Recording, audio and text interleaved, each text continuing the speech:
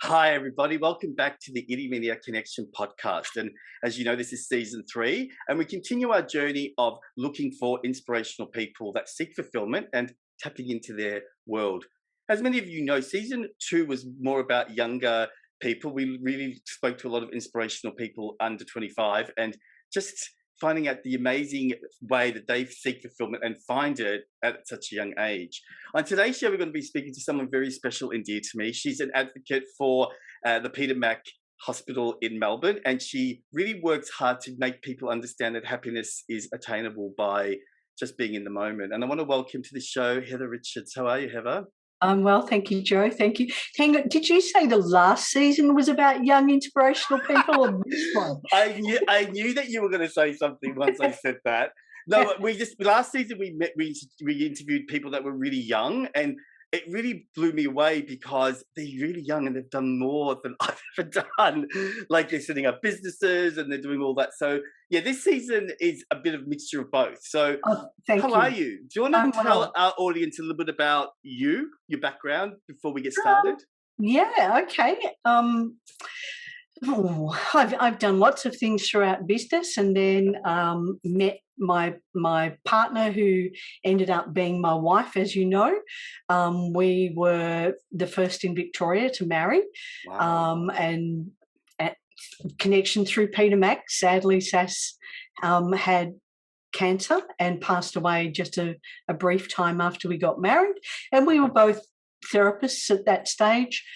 Sass had been a career therapist all of her life. I've been a bit geeky. I like geeky stuff. So, I know, that's why I get scared when I use these technologies with you, because you know what's happening. Yeah. So I just like to help, a few people with their geeky things like you, Joe. Yeah. So if you don't mind me asking, so before we start, because these are random questions, but what you mentioned about Sass, do you feel that when you think about inspiration and fulfillment, that is something that you have really sort of connected to through the process of being with Sass and also losing her? Oh, absolutely. Absolutely. I mean, I learned so much from my time, the 17 years I spent with Sass. You grow with your partner, and she was just such an amazing person who really loved to learn. Like, she was someone who you had to do X, Y, and Z for personal development. She'd do the whole alphabet just because she enjoyed it, and she could. She did it because she could. Yeah. So how do you? We were talking a little bit before we went live. So how do you define fulfillment? How do you know that you're fulfilled? It's probably changed a little bit in the last few years, but very much it's about being happy, being content with now. Mm-hmm. So is it a feeling for you? Yes. Is that, so you know what I mean? Like, some people feel fulfilled with when they go and buy a new car, right? So it's materialistic. But other people like you and I are more emotional. So for you, what does that feel like? Is it a tingle, or what do you know? How do you know that I'm here? Well, it's comfort. I'm comfortable with who I'm with, in the situation that I'm in, and it's trusting the situation and just knowing this is right. This is the right place. And do you feel that now in your stage in your life, is it coming easier, or do you feel like, hey, hold on, this is taking a bit more effort to find that feeling? No, it's definitely easier, because you know when that uncomfortable feeling is there, and you think, oh yeah, this is a situation to avoid, or it's just a situation just to sit back and observe. You don't necessarily have to avoid it, but it's just one to I'll just watch for the time being, and just leave quietly when the time's right. Just don't get too involved. Yeah. So are you ready, Missy? Are you ready to go into the spinning wheel of questions? The randomness is going to be interesting. So the first question is, if you go back in your mind, what would be the first memory that comes up when I say childhood? First thing that pops in. Don't think of this. Yeah, You know, what do you see? I remember sort of this. We used to live very close to the primary school, and I remember this pathway, you know, from the road into the primary school, and there was this pathway, bushes, little creek. Did it actually moved? Yeah. There was a little creek that you had. So it was a bit of an adventure to get to the school gate, and another one to skip and leave when you got home. Was that when you went through that pathway? Does it you know, when you're thinking about it now, does it bring back really good memories? Yeah, it was. Yes, because it was a bit of an adventure to get to school. So it sounds to me that you're a little bit creative with your mind.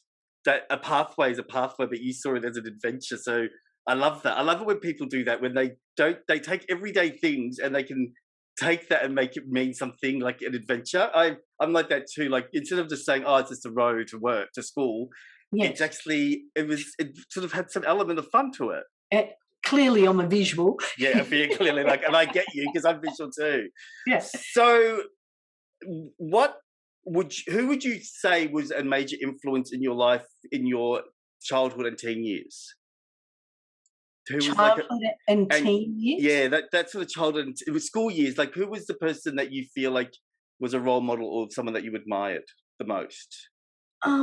Within the family or out of the family? Anywhere. The first person that comes to mind is my father. Yeah. You know? Okay. Yeah. And why? What did he do? Dad, I was the oldest girl.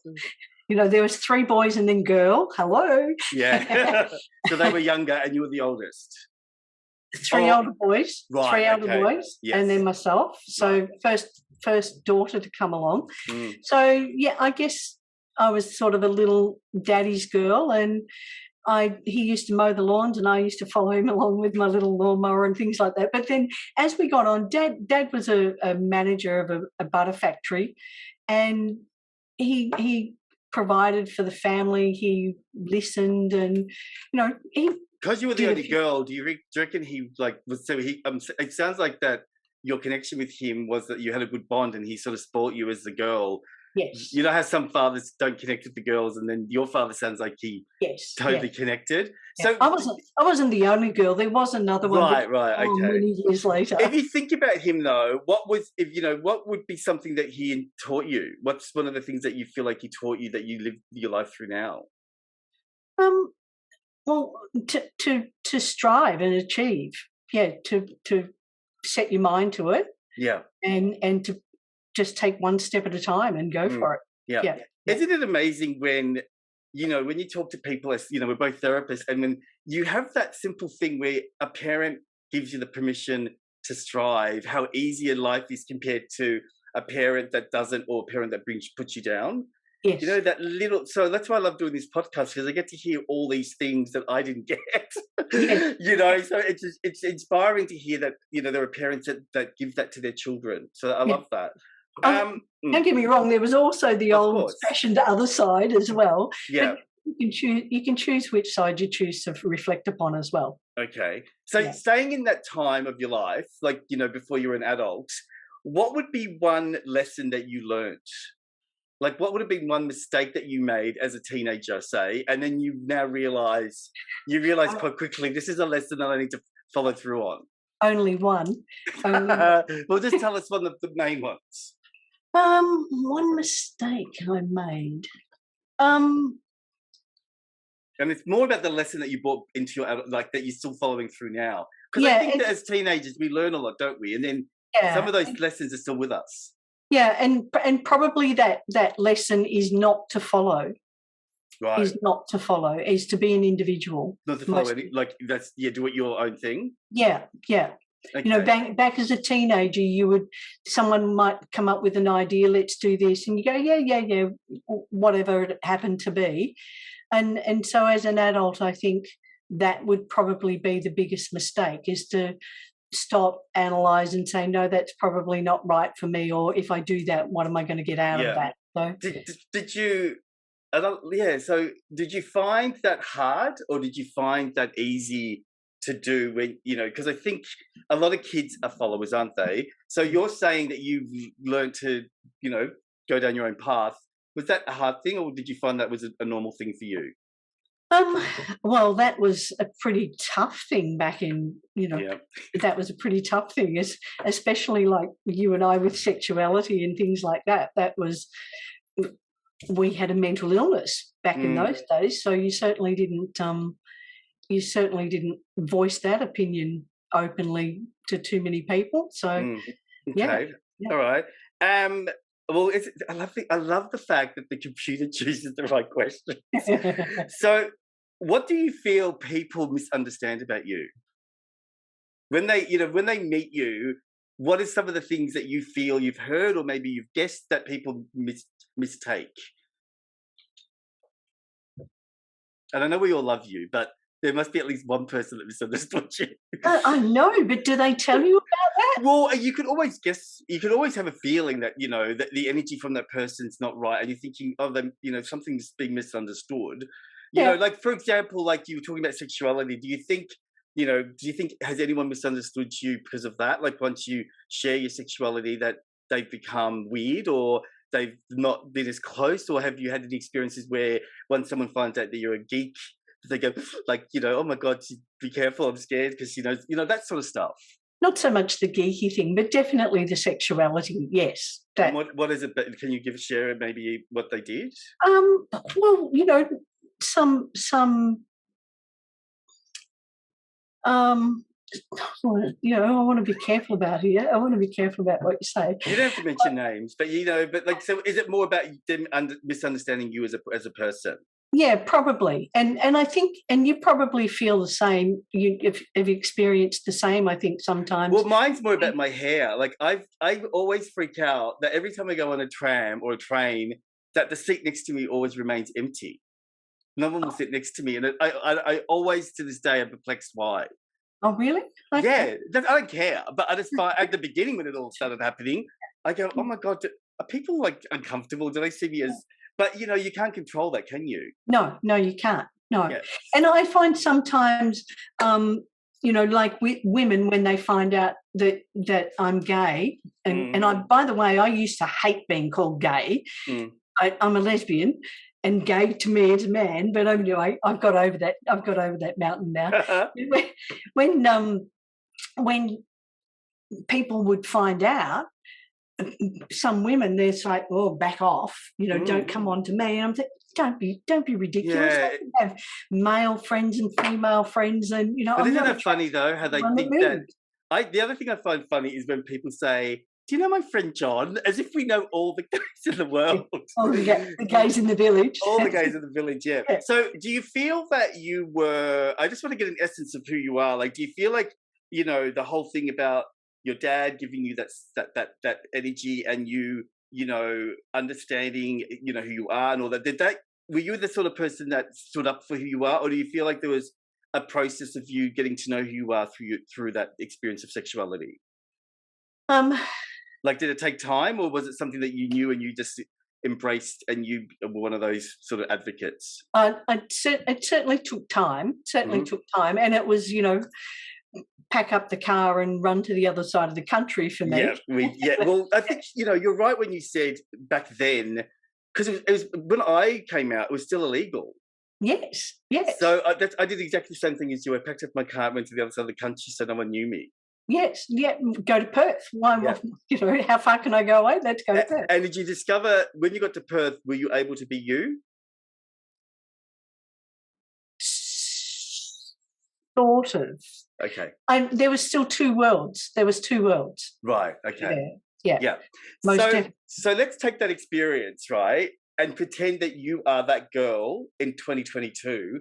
What would be different, you think, for you? There'd be no hiding it. It's really funny. You'd be out just kicking your legs up and Yeah. marching with. So do you notice? Do you feel the difference? Oh, absolutely. Well, it's a relaxed feeling now. Yeah. And I see young people walking along, holding hands now, and I think, and I don't shake my head. No, yeah. So I guess it inspires you, doesn't it, in a way? Yes, and I just sort of think what we had to go through so that you could do that these days is wonderful. It's wonderful. Yeah. If I was to go back in time and sit in on a family dinner, right, with your 2 sisters and your 3 brothers and your parents, what would they say about you?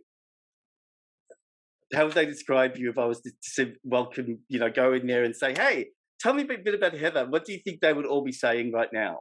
Back then or now? Back then. It would have been back then. I was probably helpful, one that they could call on for support. And so you weren't any trouble? They wouldn't say anything like she's... you consider yourself, that you think that they saw you as a good person, and I think so. Yeah. Worked hard. Yeah, worked hard. I think my dad thought that it was a phase that I was going through, that I'd grow up. So I'm still waiting for that. What? So you told your parents when you were a teenager?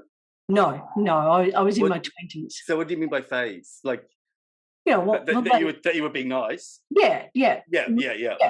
It was no. Not that I was being nice. That the sexuality. So I guess So with that, do you think that they would say that you were mysterious, or do you think they would have thought that she's got a secret? Because it's interesting, this question, because it really isn't about what happened, but it's about you now being an adult thinking about what do you think they would have seen or thought about you. So what do you think they were seeing and thinking about you when you were like 14?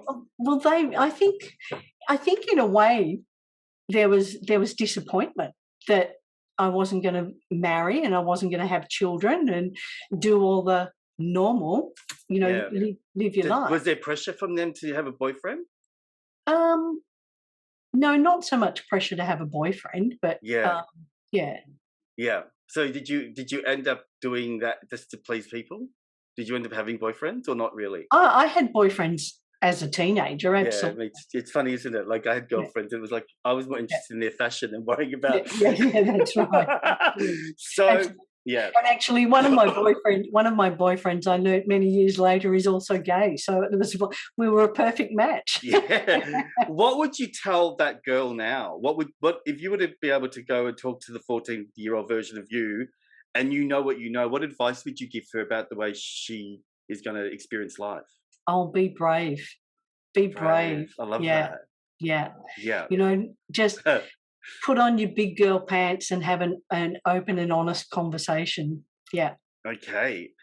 Communication's the key. Yeah. Okay. And, I guess you'd tell her that you're going to have this great relationship that's coming and you're going to be really happy.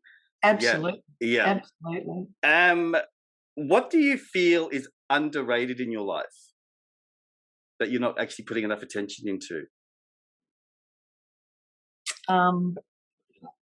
Your looks, because you're gorgeous. We'll save the answer to that, Joe, for when we're off camera.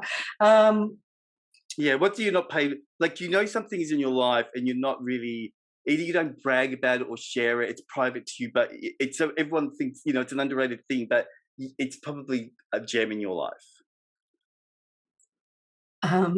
Sorry, if you hear that in the background, my dog, I thought of the dogs, but you love that dog. That dog's not underrated at all. Yeah. Underrated. I think a lot of the work that we did together as a lot of the manuals and our books and things like that. Okay, so you're quite. There was a humbled experience doing that. I feel. I agree. It's like there are the people out there that self-advertise and say this is the best, this is the only one, but I've always felt that you and Sess had this humbled feeling because and that feeling created a sensation of these people know what they're doing. Yes. And everything that we did was referenced, and it wasn't just that's a good idea and we just pull it out of the sky. So we spent a lot of time writing the books and the manuals and made sure it was all correct. Yeah. And that's what inspired, you guys inspired me so many times because it was that, I like that's underrated. I like that this question came up because it is, I think being humble and just doing something because you are in the purpose Yes. is so much more rewarding and so much more inspiring, because you're not actually using it as a way to get like validation, which really the manuals then would become about validation. Yes. It's Yes. different, yeah. Do you feel that, do you feel like that's something, this is me asking the question now, do you feel like that those manuals and all that are something you want to go back to, or do you feel like that's the chapter that's closed? No, actually, the book that we wrote on weight management, I'm having actually re-edited as we speak. See, we're so synced, aren't we? Yeah, and it's all about the content was really good. It just needs a little bit of updating, and it needs rebranding. Yeah, that's good. I'm glad you're doing that. I'm glad that it's not just. I'm glad that that legacy gets to continue. Yes, yeah. And actually, I had a message from someone a couple of years ago who had had a dream that Sass had told her, and it was just amazing. Not someone that would know. She didn't know that I was particularly spiritual, didn't really know that Sass was. Yeah. She's from Sydney, so not that close, just out of the blue. Yeah, that's good.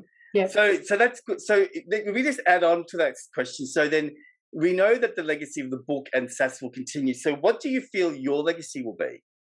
For just you? Just me. Like what are people going to say about you? How do people remember you as your legacy? Well, I think we were a really good team. Yeah. I think we were a really good team. And I hope people will see me as a good, fair communicator. Yeah. And I think what you answered before about the family saying that you're nice, I think, and I'm being, again, genuine here, is you don't really find a lot of people that are authentically nice people. Yeah. Right? You're one of those people that is so rare. You're like a diamond. Like, it's rare to find someone that you can just step into your presence and trust you, because I know there's no agenda. I know that everything about you is pure. I'm getting emotional just even saying that. It's because like this is what the world's missing, is those sort of people. So I think your legacy is going to be like, oh my God, she's just so real. Yeah, I hope so. And thank you for saying that. That's lovely. That's lovely. And we haven't seen one another in person. I know. It is. It's getting. I think that it's getting close, isn't it, to catching up? Yes. Because I think it's getting better out there. If this question's a bit random, but if you could go back in time, what era do you want to be in, and why? Where does your curiosity want you to go if you can go back in time? Like, are you? Oh, I want to go back to a time. Yes. I want to go back to a time when whoever it was decided that women were inferior. Yeah, that goes. That's far, you have to go really far back for that one. Yeah. Let's go back to Adam and Eve and shooting apples. Well, I reckon it all started with Mary Magdalene, because if you believe historians, Mary Magdalene was supposed to be like the head of the church after Jesus died, but the church didn't like that, so they changed the Bible. Yes. So it's the church. I think the church was the one that created this belief that women, and then because really when you think about marriage, marriage was once upon a time a contract that the man owned the woman. Yes. And why do you want to do that? Is because you are, it's really important for you to see equality. Absolutely. I mean, and it's not just men and women; it's straight people and gay people. Yeah. Disabled people, all the different race, colours, right? Yeah, you're right. So if you could go back and do that, how would you change that? So maybe we can start thinking about it now. Because I mean, it's 2022, and there's still stuff going on now that is so. You sort of think to yourself, why is this happening now? So what do you think the key is to change it? It's hard, but it's just there's no right or wrong answer. This is just. Yeah. It's about ownership, isn't it? Stop trying to blame other people and control and all of that sort of thing. And I guess that's really, you're right. Ownership is really, it's all come up since COVID, hasn't it, as well? Yes. Sort of, yeah. And males are, as a gender generally, a bigger race. Built stronger. So I guess that is somehow where it stems from in a way. I'm not sure. Do you think that it's an insecurity on the behalf of men? Because, like, as a gay guy who is very equally feminine as masculine, I see things that men do that really blow me away. And I think, why are you doing that? It's either they think they're better, or they think they can get away with it. Yeah, yeah. I mean, how do you see men? Because of the fact that is it? Do you see them as broken children, or do you see them as distorted? Because I guess you've got a different viewpoint of them. It depends on them, and I try not to. Put everyone in the same box, so to speak. But I think I listen a lot to Jackson Katz. Is it Jackson Katz? Who is that? What's that? He's a guy about he stands up for women's equality.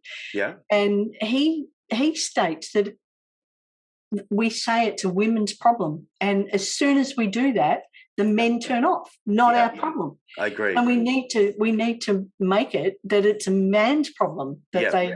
So I agree. I think also we need to also make it. It's because I sometimes see women then getting angry. Again, not all the time, but I think we need to see it as our problem. Yes. Because as soon as a woman does something, men can say things like, "Oh, she's got blah blah blah blah blah." Yes. Well, the double standard when men do something wrong, it doesn't take really that much for them to get resolution. Yes. Yes. I mean, I just watched Janet Jackson's documentary, and Justin Timberlake removed the bra. He got off, but Janet Jackson lost her career. Yes. Yes. So that inequality is okay. I wish I could really ask one question. We could talk for the whole session, but it's really quick. What do you feel is one of the most important things about your life?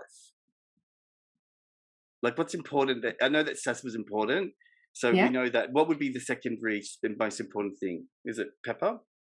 Oh, absolutely, Pepper. Yeah, absolutely. My life revolves around Pepper. I'm going to go on a holiday in a couple of months, and I'm driving so that I can take Pepper with me. Wow. Okay. So that's like, she's like your family. Well, she is, and she was like our baby together.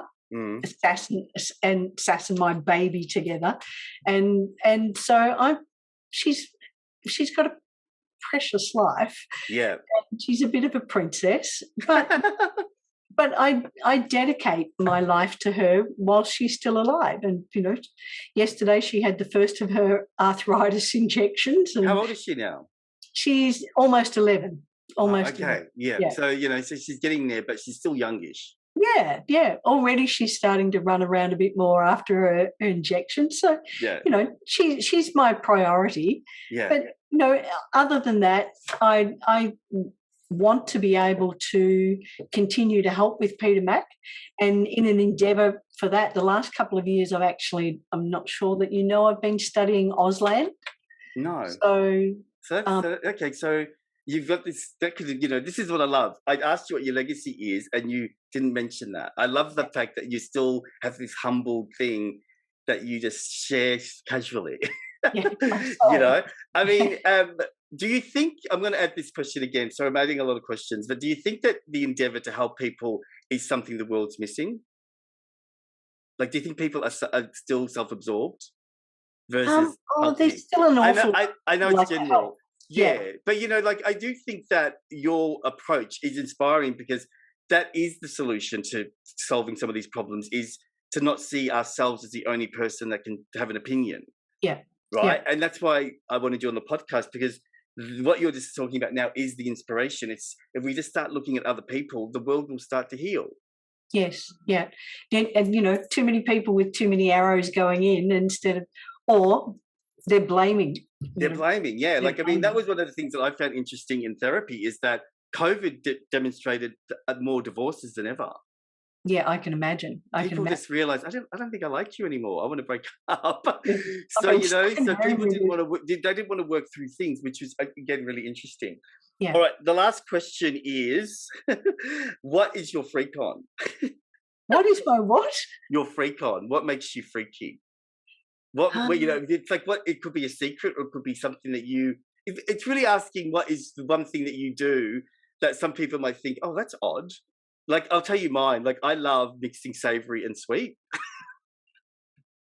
And it's like, you know, when I tell people that, they go, what? I go, yeah, I like ice cream and tuna. And they go, what? What?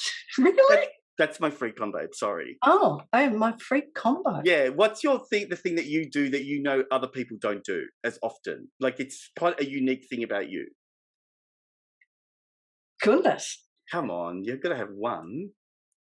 Just, Yeah. it could be just something little that you, something that you know that you're doing and you're going, oh, I know that's mine. I'm like, this is what I do, but other people don't normally do that. Well, I sleep with Pepper on the bed right beside me, and she snores like you wouldn't believe. Lucky I sleep really soundly. Well, you're just used to it now, I think. No, I sometimes think, sometimes I've always thought that Pepper, you know, I think this is a little bit of a freak on for you, is that I sometimes hear you talking and going, oh my God, it's as if this dog's real as a human. She is. I don't see, like, I know. So it's like that's, you know, that whole connection with the Pepper is you're doing it from a really humanistic place, which Yes. other people see dogs as dogs, but you see Pepper as Well, it's a place of love. It's a place of love, and I love her. So, yeah. So before we finish, what inspirational message do you want to pass on to the listeners about just being happy? Appreciate now. You just don't know what's around the corner. Communicate well with people. You know, you don't have to yell and scream. You don't have to agree, but you don't have to yell and scream, and just appreciate now. Yeah.